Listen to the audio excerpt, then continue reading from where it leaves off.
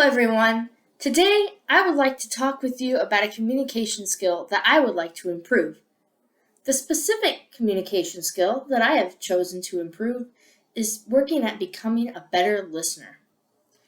There are a couple different reasons why I would like to become a better listener.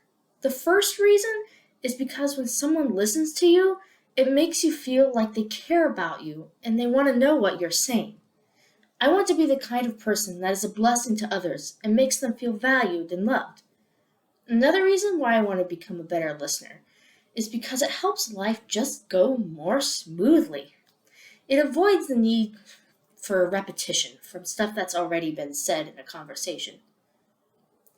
In my past experience, there have been multiple instances in which I wasn't a very good listener. Thankfully, most of these have been resolved via a sincere apology on my part and a little patience on both my part and the person I was talking to's part. One of these specific examples is when I was in high school. My friend and I were eating lunch, and she was telling me something about what had happened to her earlier in the day. I wasn't purposely distracted, but something in the room had gotten my attention, and I wasn't fully paying attention when she asked me a question. I accidentally ended up hurting her feelings, and I had to go back and apologize because I wasn't listening.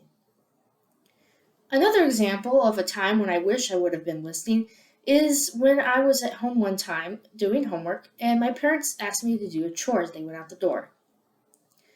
My mind was preoccupied with schoolwork, and so I didn't hear what they'd said. When they came home, they weren't very happy to find the task that they had assigned me unfinished. Sometimes, when we're not listening, those that are talking to us don't realize that we're not listening, and even though we may avoid hurting feelings in that case, it can still be a big problem to ourselves and come back to bite us. I specifically remember one time in junior high math class, the teacher was explaining a complicated concept and I spaced out. It took me weeks to catch back up to the class because I didn't know what we were doing. In order to improve upon my listening skills, I will be applying the concept of barriers to listening. Barriers to listening are things that keep you from giving your full attention to those communicating to you. To become a better listener, one must remove the barriers of listening in order to have the best communication possible. There are two basic types of barriers to listening. First is cognitive. This kind of barrier to listening is internal noise. It could be something that you're thinking in your head, physical pain, or just overwhelming emotions, such as stress or anger.